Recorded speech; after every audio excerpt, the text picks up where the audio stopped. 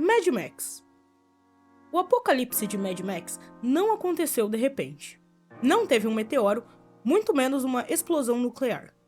Só o colapso lento daquilo que movia o mundo: o petróleo. Sem combustível, as cidades morreram. Sem cidade, as leis morreram. E sem leis, a humanidade mostrou o que é quando não tem ninguém olhando. O planeta virou um deserto de metal e ossos. Os oceanos sumiram, a comida é escassa e a água é uma lenda contada por quem ainda lembra do passado. Nesse novo mundo, o motor virou uma religião. Os carros são templos e o combustível é sagrado. Gangues percorrem as estradas como se fossem seitas gritando orações ao V8. A violência é rotina, o canibalismo é normal. E cada vida vale o quanto ela consegue carregar. A sociedade virou sucata. Cidades fortificadas se tornam fortalezas de tiranos que acumulam água e poder. Os senhores da guerra reinam sobre povos famintos que trocam a própria liberdade por um único copo de água. E no meio disso tudo, vaga Max. Meio homem, meio fantasma, preso ao mundo que já acabou. O deserto é o juiz, o carrasco e o cemitério. E o som dos motores é o canto fúnebre da civilização. O pior de Mad Max é que o fim não veio por conta de um cometa, mas por consequência, por ganância, por esgotamento e por nós. O apocalipse começou como uma fila no posto de gasolina. E se você acha isso ficção, bem, você já olhou o preço do combustível ultimamente? Crossed. Em Crossed, o fim do mundo não é uma guerra nuclear, muito menos um apocalipse zumbi. É algo muito pior. É o colapso moral da espécie humana. Um vírus se espalha, não transformando as pessoas em monstros, apenas tirando tudo que as fazia humanas. Os infectados continuam conscientes. Eles lembram quem são, sentem prazer, raiva e dor, mas sem freio, sem culpa e sem limites. O vírus deixa uma marca, uma cruz vermelha no rosto do infectado, um sorriso largo e uma insanidade absoluta. Eles não matam por fome, eles matam porque é simplesmente divertido. Torturam, destroem e riem de tudo. Transformam cada cidade em um parque de diversões de dor. E a civilização em ruínas fumegantes. Não há governo, exército ou refúgio. Os infectados se multiplicam mais rápido do que qualquer resposta organizada. Em semanas, o planeta inteiro é um campo de caça. E os poucos sobreviventes são isso, sobreviventes. Pessoas escondidas, sujas, traumatizadas, fugindo de um inimigo que já foi humano. O mundo de Crossed é o retrato mais cru do que acontece quando a empatia desaparece. Quando a civilização é apenas uma fina camada de verniz sobre o instinto, e alguém resolve raspar esse instinto. É o apocalipse sem propósito, sem redenção e sem chance de cura. O vírus não mata o corpo, ele mata o limite moral. E quando isso acontece, o inferno deixa de ser só um lugar e vira a própria terra. O sorriso do infectado é o último símbolo do mundo que restou. Um mundo onde rir e matar são a mesma coisa. Berserker. Se o inferno tivesse um mapa, seria o mundo de Berserker. Aqui não há bem nem mal, só há desespero e dor. A história de Guts começa como uma tragédia e termina como uma tragédia. Nascido de um cadáver, criado entre mercenários e amaldiçoado desde o primeiro respiro, o mundo o odeia, e ele devolve esse favor. Mas o horror de Berserker não vem só do sangue dos monstros, vem do sistema que rege tudo: o destino. Cada sofrimento, cada guerra, cada morte já estava escrita. Os deuses desse mundo não são piedosos, muito menos justos.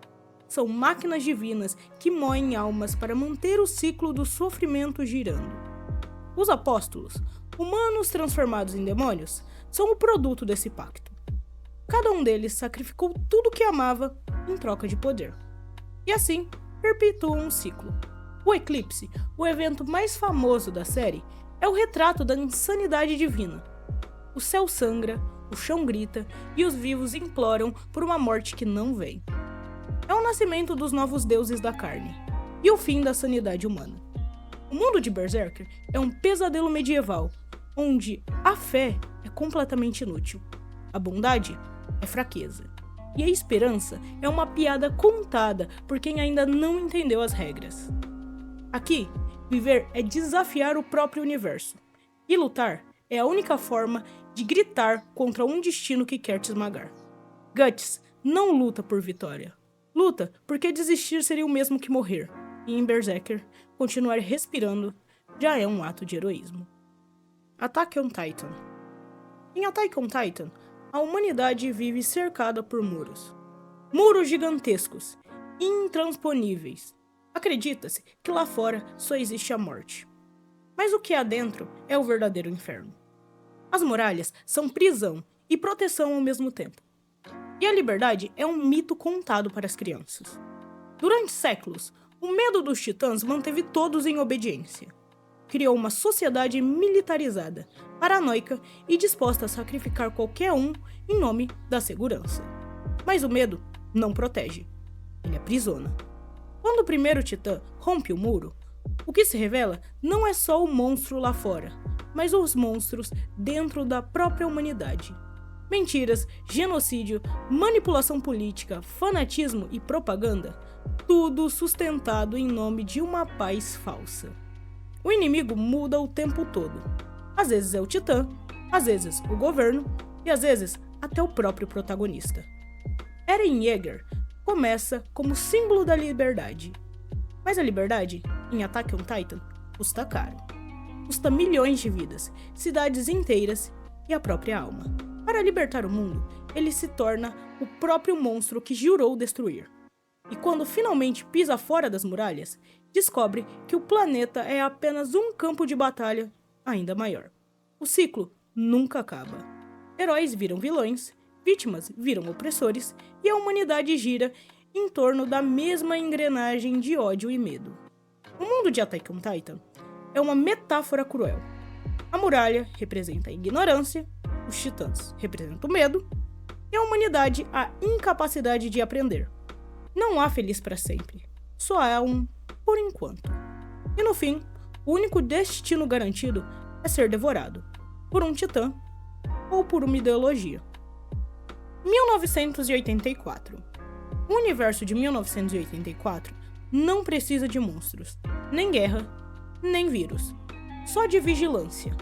O grande irmão observa tudo, sempre. A sua casa é um microfone, sua TV é uma câmera, e até o seu olhar pode te denunciar. Aqui, pensar é um crime. Crime ideia, eles chamam.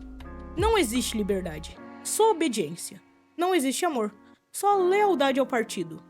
Não existe verdade, só a versão que o governo escolhe naquela semana. As pessoas não apenas vivem com medo, elas amam o medo. São treinadas para isso, educadas desde o nascimento para adorar quem as escraviza. O Ministério da Verdade reescreve o passado todos os dias. Guerras começam e acabam em segundos. Aliados viram inimigos, inimigos viram aliados.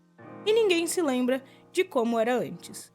A linguagem é destruída, palavra por palavra. Porque sem palavras, não há pensamento. E sem pensamento, não há revolta. A nova língua é a prisão mais perfeita já criada. Ela não precisa de muro, nem de guardas. Ela vive dentro da cabeça das pessoas. Winston, o protagonista, tenta resistir. Mas em 1984, a resistência é parte do sistema. É esperada, monitorada e punida. Tudo de forma calculada. Quando ele é capturado, não é torturado para confessar. É torturado para acreditar. E quando finalmente grita, "Eu amo o grande irmão!", a vitória está completa. O terror de 1984 é sutil. Não há sangue. Só silêncio. E um povo inteiro que esqueceu o que é ser livre. É um mundo onde o pior castigo não é morrer. É aceitar a escravidão como rotina. E o mais assustador é o quão próximo disso a realidade pode chegar. Matrix. Matrix começa com uma mentira. Uma bela, reconfortante e irresistível mentira.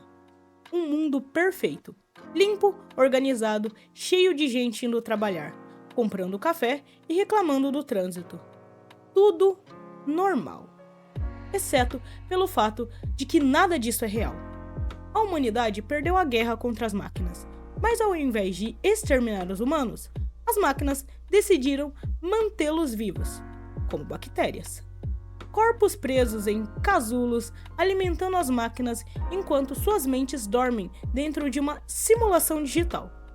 A Matrix é o paraíso artificial, um sonho coletivo onde ninguém sofre, porque ninguém sabe que está dormindo.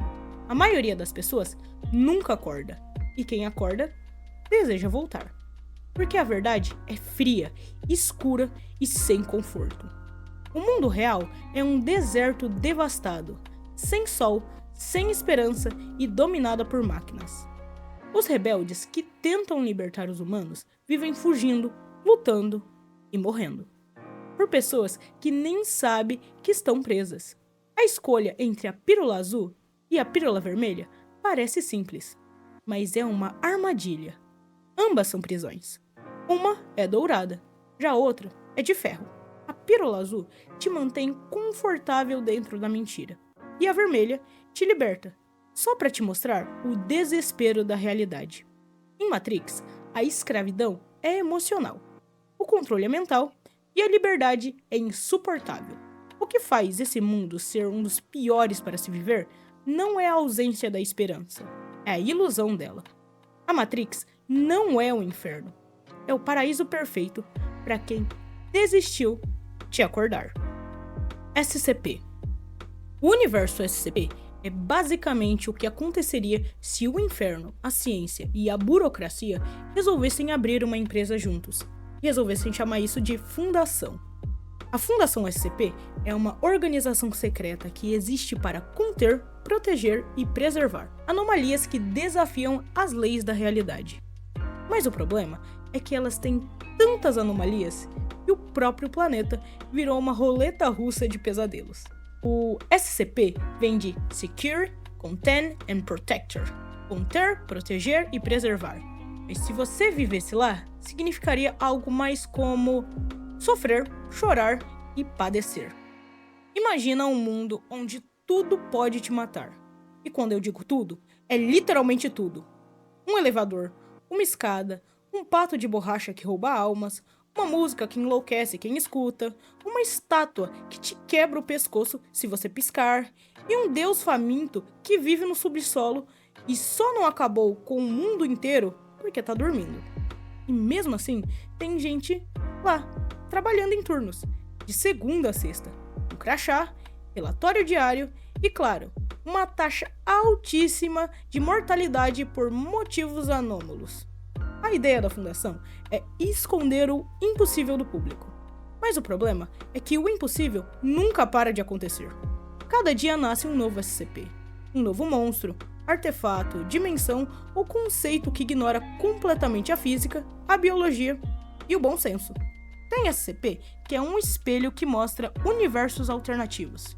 Tem outro que é um planeta inteiro que se finge de lua. E outro que é literalmente Deus, só que preso no corpo de um humano entediado. O pior é que a fundação não é do bem. Ela não tá salvando ninguém. Eles estão escondendo tudo, custe o que custar. Se uma cidade inteira é contaminada por uma anomalia, eles apagam a cidade do mapa. Se alguém descobre demais, apagam a memória ou a pessoa. E o mais aterrorizante, a fundação não entende metade do que contém. Muitos SCPs são mantidos presos com base em suposição, sorte ou pura coincidência. E se um dia alguém fizer algo errado, tipo limpar a cela de forma errada, o mundo inteiro pode deixar de existir. Ou seja, você nunca sabe o que é real e pior, talvez o você que está ouvindo isso já esteja dentro da fundação. Porque no universo SCP, nada é confiável. Nem o tempo, nem o espaço, nem a própria realidade. Às vezes a Terra é destruída e ninguém percebe, porque um SCP simplesmente reinicia o universo e seguimos vivendo uma cópia falsa, sem saber.